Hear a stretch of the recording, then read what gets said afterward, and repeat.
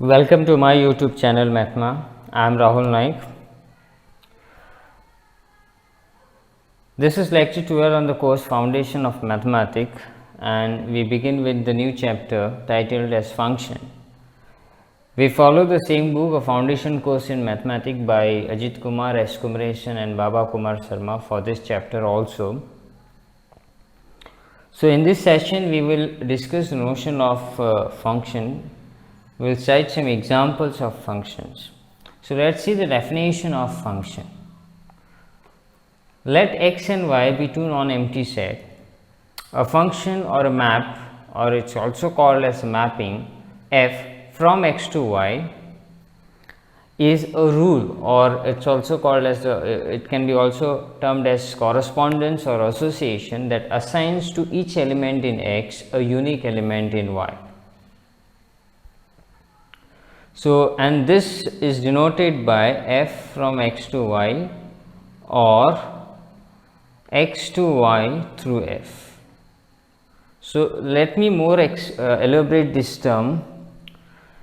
See, for a rule or a correspondence from x to y to be a function, the two things are important. First thing is that each element in x must be associated to an element in y. Secondly, no element in x should be associated to more than one element in y. So, geometrically this would mean something like this. Suppose this is my x and this is my y. So, these are the two sets I have. Let me consider the elements in x here in this way, some arbitrary elements.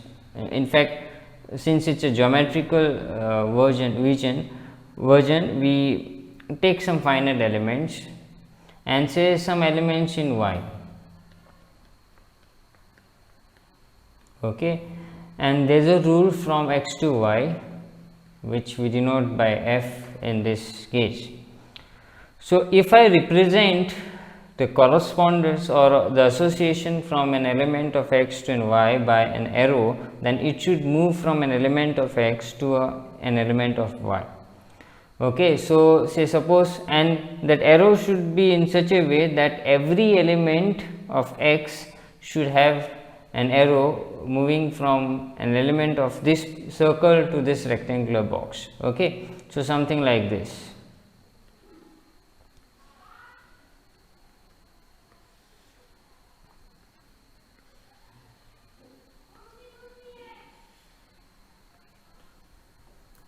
Secondly, no element in x should be associated to more than one element in y. So, if this element x1 is associated to say some element y1 in y, then this x1 cannot be associated to any other element. So, this is the second condition for a rule to be a function. So, let us look at some examples and try to understand this concept of function. So to get a clear picture, author have mentioned one good example of sets of human being and the rule as a relation of say from some human beings to set of human beings to a set of human beings. Okay, so here x and y is taken to be the set of all human beings. Now, when I say set of all human beings, obviously it includes the existent human being as well as the non-existent human being. I mean those who don't exist but they were human beings. Okay. Now, the first rule that were taken over here on this set was defined in this way. So, the rule f associates each x in x. Now, x is and y are both same in this case, set of all human beings, to the father of x, father of x.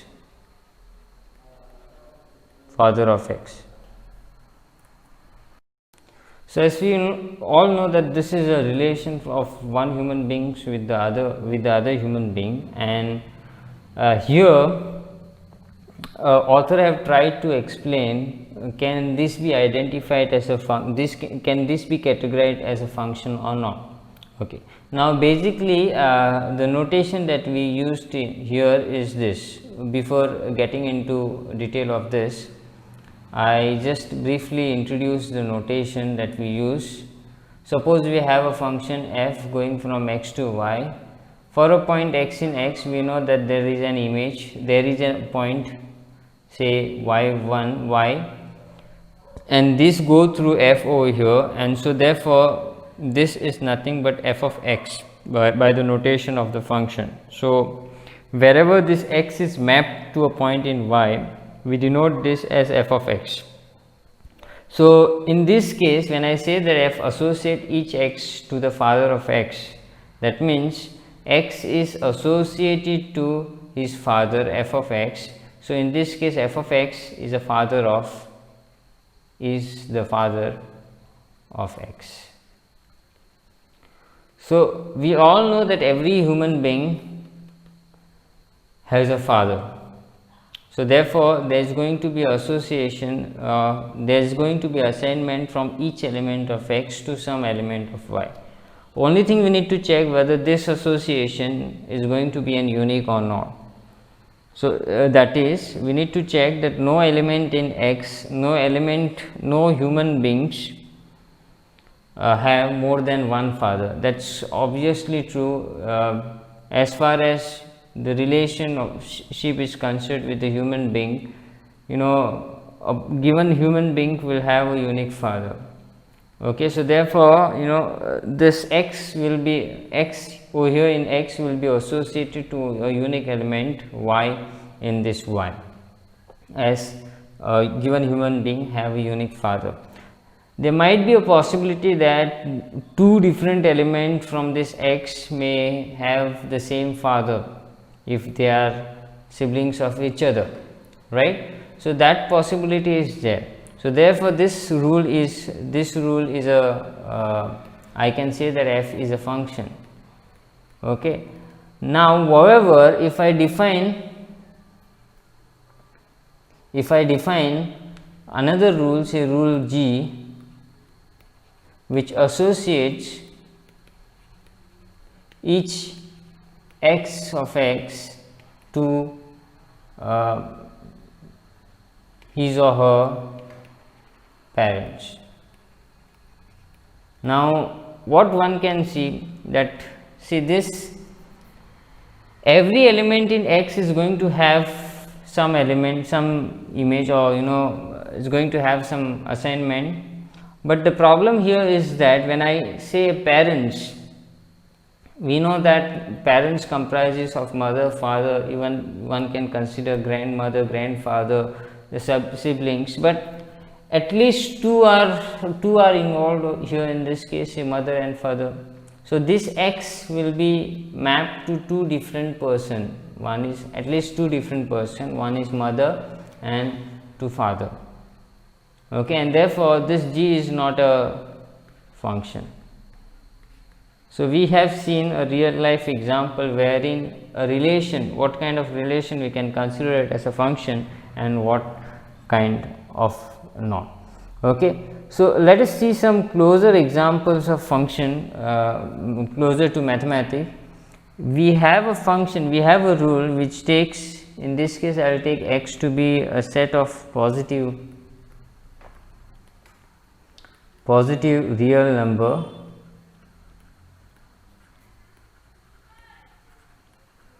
one, call it as r plus, and y to be simply r, the set of all real number, and I define a map for each x in x. I define a map, or I define a rule which take x to its root, which take x to its root or the square root. Okay, now the question is, this is how I am defining my rule. Now the question is f a function? Those who are having a mathematical background will definitely can definitely answer this question. Okay, now here you are taking set of all positive real number, so that the root is very well defined. So there is no question that each positive real number is going to have a certain element in y, a certain assignment in y, but is z assignment or z association is unique. Okay, when I talk about the square root, it's not mentioned as a positive square root. So when I talk about the square root, there are two possibilities, positive as well as the negative. Say for example, if I take x equal to 4, then in this case my f of 4 would be root of 4, and that same as plus or minus 2. So this 4 is mapped to two different point, so something like this. Here there is a 4, and this 4 is mapped to two different point, plus 2 and minus 2, and therefore this f is not a function. F is not a function. However, if I modify the codomain in that, if I modify the value of y, in that case it's going to be a function. If I say change this to r plus, then we are considering only the positive square root, and therefore the only positive square root would be plus 2. Either you can change this to r plus or r minus, you can consider the set of all negative real number.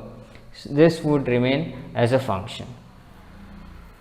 So these are some examples. We would discuss some more examples, but before that we want to see some terminologies associated to the function. Okay, before that, this one remark: whenever this x and same as y, then we call a function f from x to x as a function on x. So here are certain terms which we need to define before proceeding further. These are related to function. So first we would define domain, codomain. That's very simple to define. Whenever we have a function from x to y, this set x is called as domain, and this set y is called as codomain. Next we talk about image. If x is a point, again I want a picture over here, say x and y. If x is a point in x, capital X, which is associated to the element y in y, then this y is called as image of x under f, image of x under f, and x is called as, this x is called as the pre-image of y, and so this y is written as f of x. So whenever y is equal to f of x, this y which is lying in the codomain is called as the image of x, and this x which is lying in the domain is called as the pre-image of y.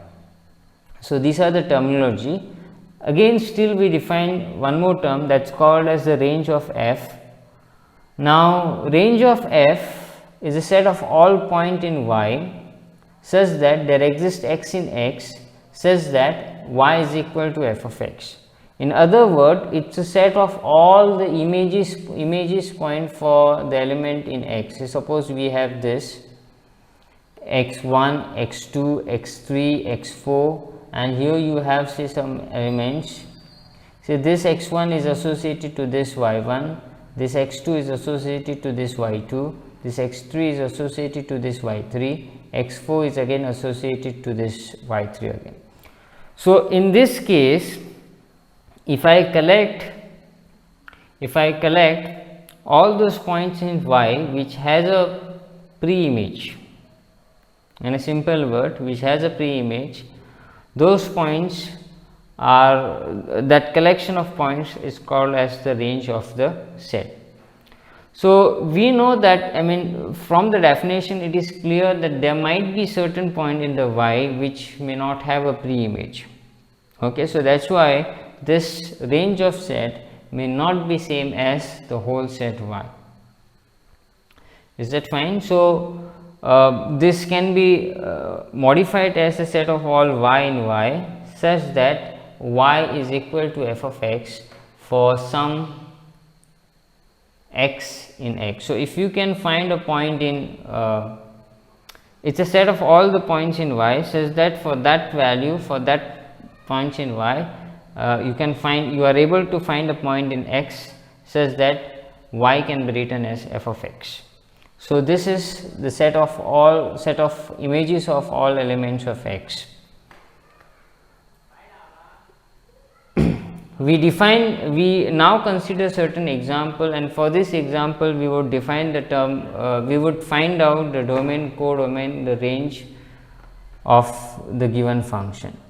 Let x and y be some non-empty set and y naught be a fixed point in y. Consider the function f from x to y defined or given by f of x is equal to y naught for each x in a.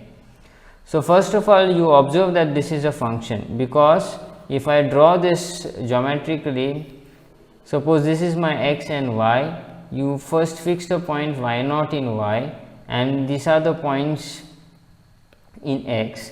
The function f says that every point in x goes to y naught, it is sent to y naught, and you can see that there is a association to each element of x in such a way that that association is unique. So, this kind of function is called constant function, because no matter what values you take in x, its image is going to be y naught. So, for this function one can define the domain. Domain is nothing but the set x, the codomain is y, as f is a function from x to y. Now, in this case range of f is a set of all y in y such that there exists x in x such that this y can be written as f of x, right. So, one can see that only for this y naught there are all the points of x which are the pre-image of which acts as an pre-images of this y naught. Okay, so for this y naught I am able to find at least one x from this x, and for no other element in y there is it has a pre-image. So, therefore, the range of this set is nothing but the singleton y naught. So, in this case, for every element in x, y naught act as a image of those point, and for y naught every element of x acts as a pre-image of y naught. Let us take one more example, a very common example which is defined on one set. We call it as an identity function, and the standard way of representing it as id of x. So, id of x from x to x defined by id of x is equal to x. It takes x to x, it sends x to s for each x in x.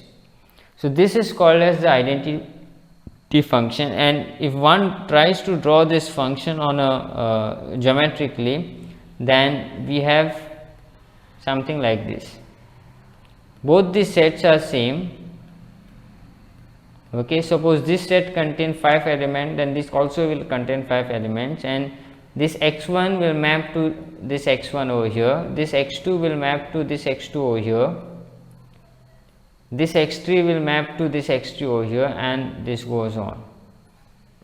So, this kind of mapping is called as an identity mapping, or we call that kind of function as an identity function. Now, it is clear from here that the domain and the codomain are same, and the range of the set is nothing but the set x itself, because every point in the x has a pre-image. Again, we discuss another example of function. Let x be a non-empty set and x be a subset of y. We have a function denoted by I from x to y defined by I of x is equal to x for x in x. The function is called inclusion function or embedding of x in y. So, in fact, if you see the previous example, that was the particular case of inclusion function. We can call identity function as inclusion function because the domain, the codomain of the domain and the codomain of that set, that function was same, and that's why we can say that the codomain domain is contained in codomain. But every inclusion function is not an identity function. The reason is this: suppose I have a x, I would draw this as a rectangular box, and I have say y. Now this mapping is in such a way that every element of x is sent to an element of x over here as it is. Okay, so only thing you need to make sure that this x is a subset of the codomain. Okay, and the mapping will remain same. You are actually taking x1 to x1 over here, x2 to x2 over here, x3 to x3 over here. But if in case this y is larger than this x, that is if this x is a proper subset of y, then every element of y will not have pre-image. Okay, so this kind of function is called as the inclusion function, or it is also called as embedding. Okay, now in this case the range of the function is again nothing but x, and it's a subset of y. One thing you have to note down, that range of the function is the subset of the codomain. Okay, and so it is clear from here. Next we discuss the notion of equality of functions. When can we consider two functions as equal?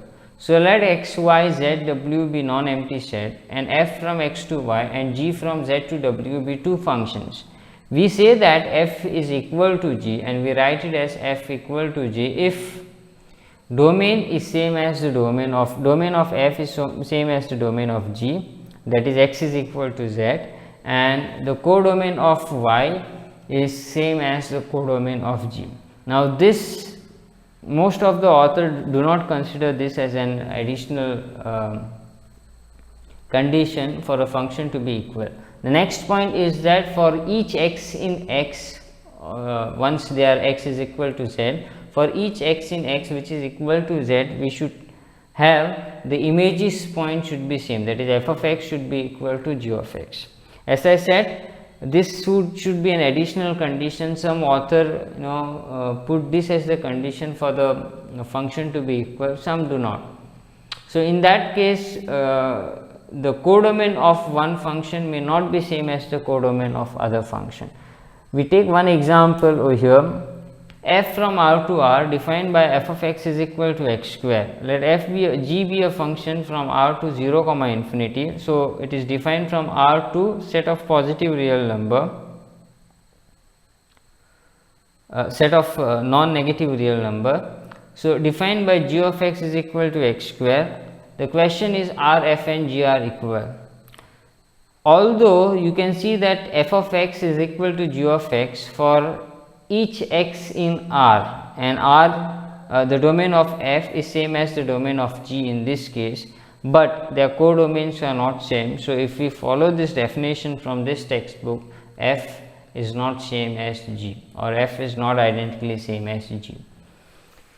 So with this I wind up this session. We are going to have some more lectures on this, some advanced concept of function, advanced property of function we would be discussing in the next class.